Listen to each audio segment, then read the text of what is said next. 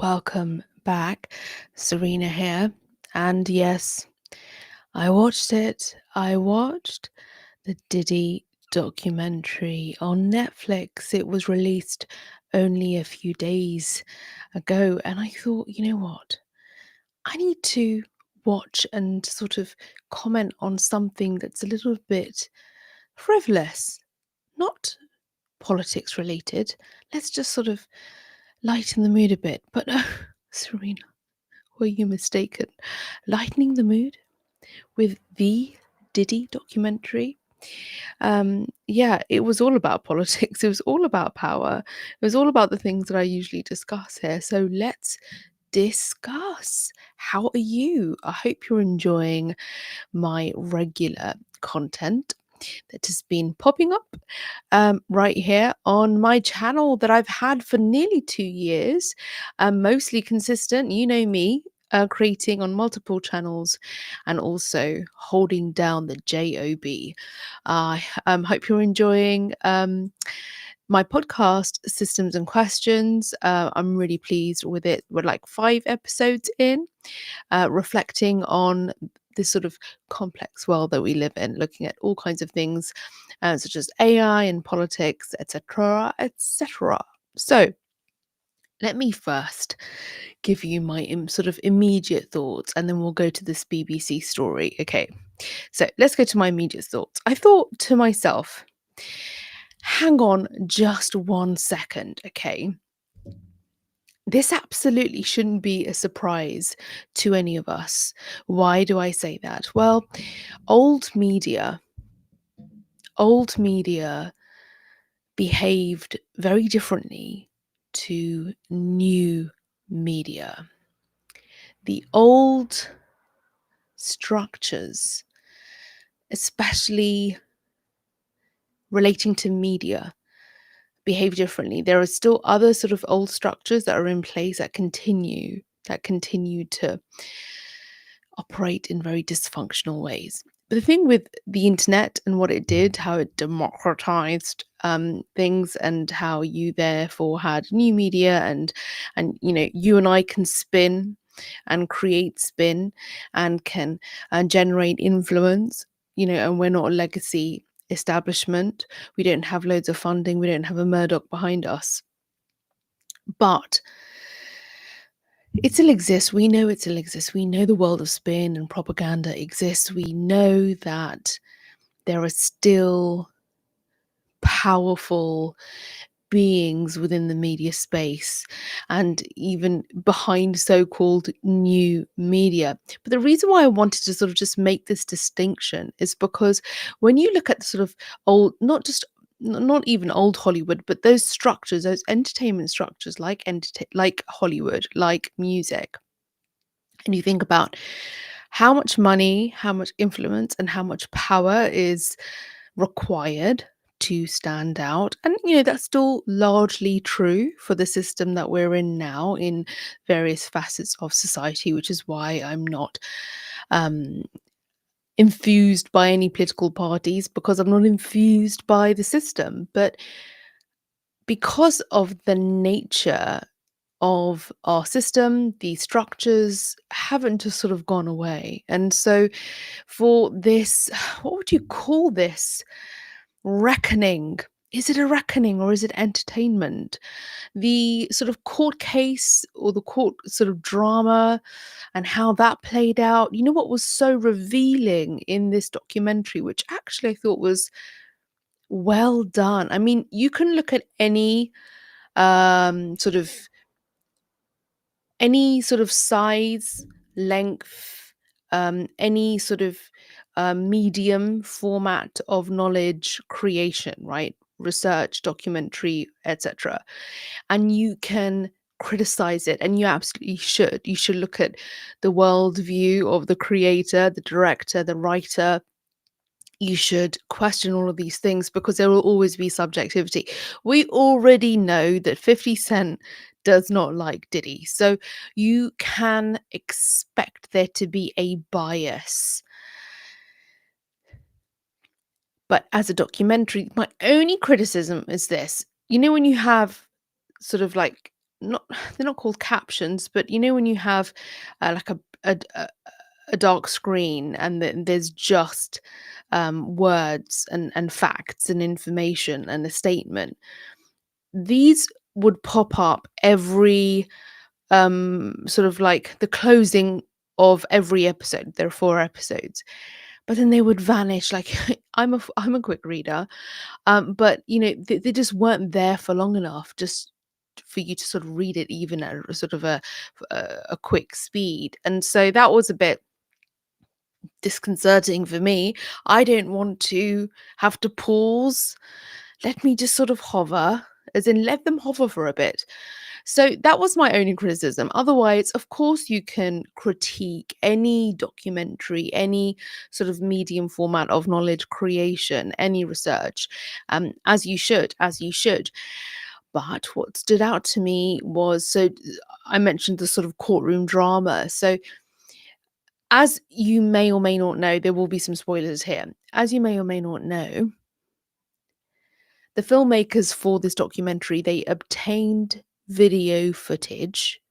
They obtained video footage that was actually commissioned by Diddy himself for a period of time, for quite a lengthy period of time. And this video footage spans, I think, weeks prior to his arrest and all the court drama. Now, the explanation and sort of the understanding is that Sean Diddy Combs would frequently commission and hire videographers to capture his life, his process, his lifestyle. And so, you know, there's always a risk. There's always a risk if you're in any kind of content creation, if you are a brand, if you have somebody capturing sensitive information and holding that data, just assume that it will land in the wrong hands. So I don't know what the legalities are behind the filmmakers for this for this documentary, obtaining that footage. I don't know what the legalities are because Diddy's got an ish with that. So we'll go to the BBC story in a moment.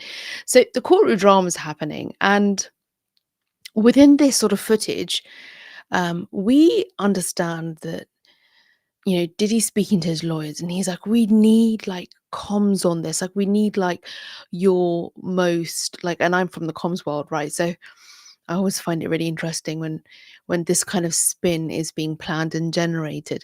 But you know, he's essentially saying, and I'm paraphrasing, you know, we need like the worst, the most degenerate but good spin, right?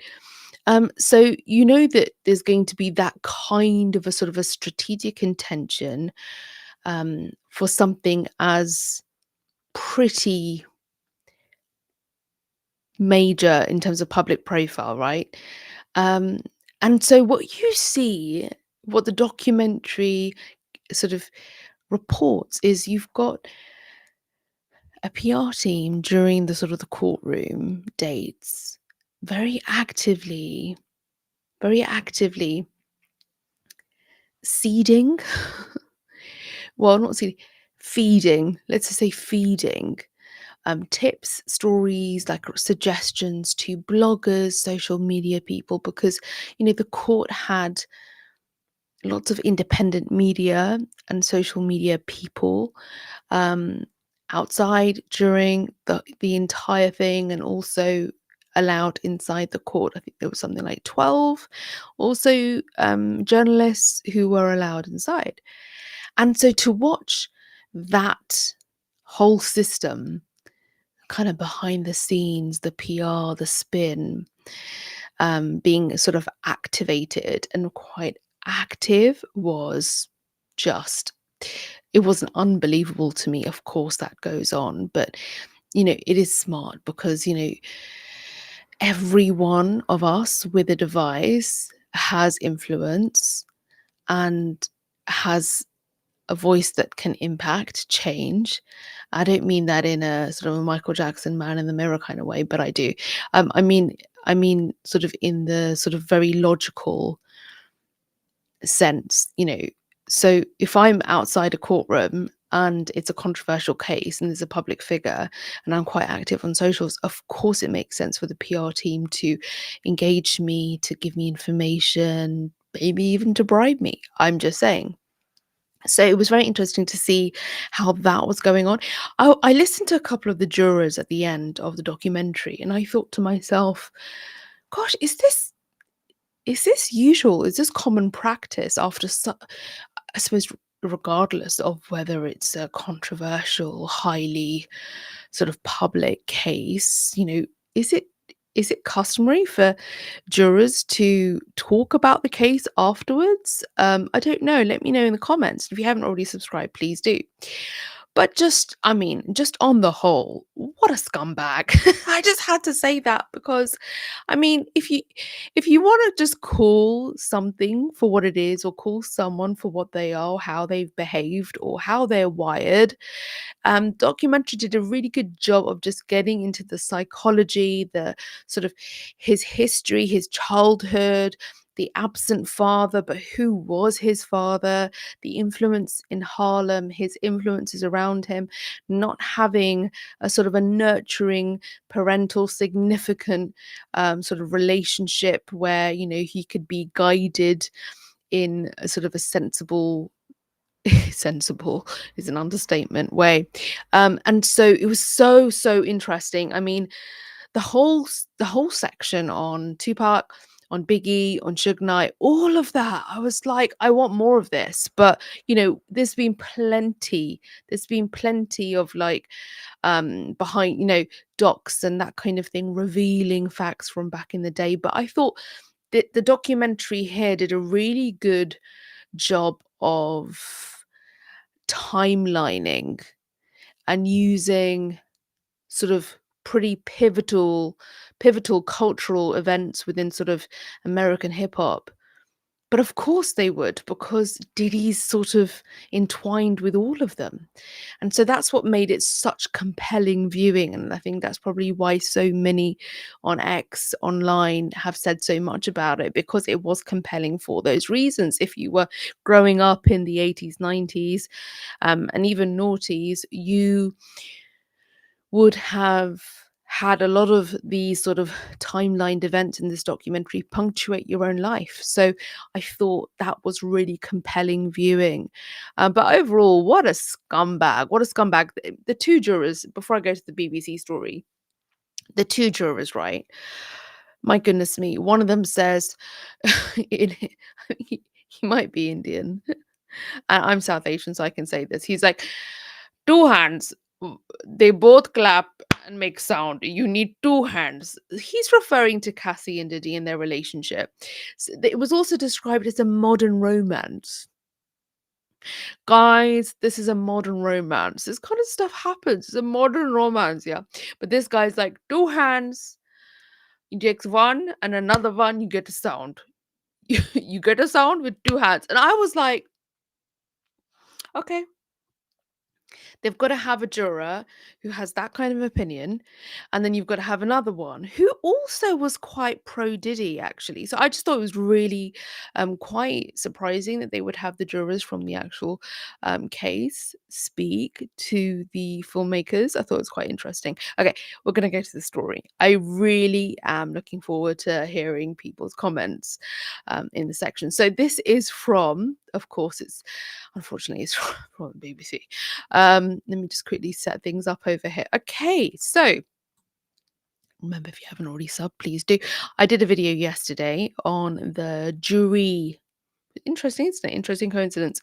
On David Lammy, the whole jury thing. There's that. And then also did another one on your party. Two videos. Yeah, you get me. Check them out. So Netflix hits back at Diddy's criticism of shameful documentary. So this is by Ian Youngs, a cultural reporter, and Mark Savage, the music correspondent. And this was yesterday. Okay, so Netflix has insisted its new documentary about Sean Diddy Combs, produced by rapper 50 Cent. Such a troll. Excellent trolling. It's not a hit piece or an act of retribution following criticism from the jailed former hip hop mogul. A spokesman for Combs called the four-part documentary titled Sean Combs, The Reckoning, a shameful hit piece that relied on stolen footage. Again, I talk about that. How do they obtain the footage? What's the legality of it?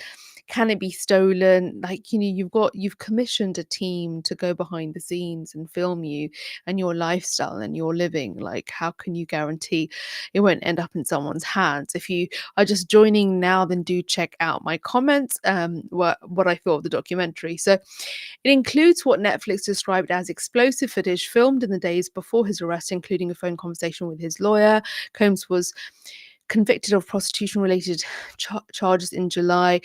I've got to be careful with certain terms and words because of YouTube and ish.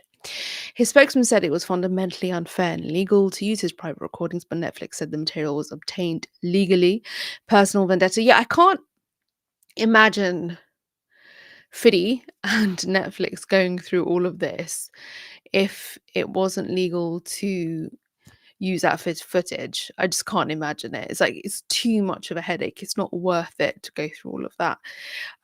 So Combs' spokesman also said it was staggering that Netflix had given creative control to Curtis 50 Cent Jackson, who he described as a longtime adversary with a personal vendetta. That's the worldview I was talking about, the bias, okay? Netflix is plainly desperate to sensationalize every minute of Mr. Combs' life without regard for truth in order to capitalize on a never-ending media frenzy, the statement said. If Netflix cared about truth or about Mr. Combs' legal rights, it would not be ripping private footage out of context, including conversations with his lawyers that were never intended for public viewing. No rights in that material were ever transferred to Netflix or any third party. So let's see what comes of that. But this thing about out of context, I mean, how much context do you need? How much context do you need to determine whether someone's a scumbag and power hungry? Okay, because that's the picture that it's painting. So let's go. The statement added for Netflix to give his life story to someone who has publicly attacked him for decades feels like an unnecessary and deeply personal affront. A minimum he expected is fairness from people he respected. Okay, the documentary opens with footage of Combs. Combs or Combs? Combs or Coombs? Would you Combs in a hotel room 6 days before arrest in September 2024, talking on the phone to attorney Mark Agnafilo and telling him he wants to fight for my life. Pushing Agnafilo to have a more upfront media strategy to protest his innocence. I refer to that. Combs told him, "We have to find somebody that will work with us. It has to be somebody that has dealt in the dirtiest of dirty business of the media and propaganda." Remember, I said, like a proper scumbag of a comms person. Pick me. You know, I've integrated my shadow. I can do the dirty work. Just kidding. I'm not kidding. At another point, viewers see Combs talking to his son Justin on the phone 5 days before his arrest.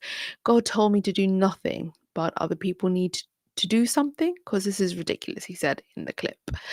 Combs' spokesman said the documentary contained footage that was never authorized for release, as Netflix and CEO Ted Sarandos know Mr. Combs has been amassing footage since he was 19 to tell his own story in his own way. Gosh, guys, stop filming yourself now. Just set up your cameras. Just, like Big Brother style. You making a cup of tea. Just you scrolling, working out, watching TV, eating popcorn. Just do it because you're gonna need it, right? I'm teasing. So in response, Netflix said the claims being made about Sean Combs, The Reckoning, are false. The project has no ties to any past conversations between Sean Combs and Netflix. The footage of Combs leading up to his indictment and arrest were legally obtained. This is not a hit piece or an act of retribution. Curtis Jackson is an executive producer but does not have creative control. No one was paid to participate. I think Curtis Jackson ha had some sway, right? Had some clout. The long-running feud between Jackson and Combs stretches back 2 decades. Jackson told ABC News Good Morning America on Monday, "If I didn't say anything, you would interpret it as that hip hop is fine with his behaviors. There's no one else being vocal." That's true. I'm speaking about the new footage of the documentary's director. Let's give them a shout out. Alexandria Stapleton has said, "It came to us. We obtained the footage legally and have the necessary rights." She said, "We moved heaven and earth to keep the filmmaker's identity confidential." So, what are your thoughts? What are your thoughts on the Diddy doc? The Diddy doc. I welcome your thoughts. I thank you for your time and attention. Thank you for supporting my channel. If you haven't already, please do it now. Subscribe. Do it now. Have you done it? Go on. You know you want to, and I'll be back with more. You know, you want. Have you done it? Thanks. Oh, what is that my nieces do? That's my applause. I won't. See you in the next one.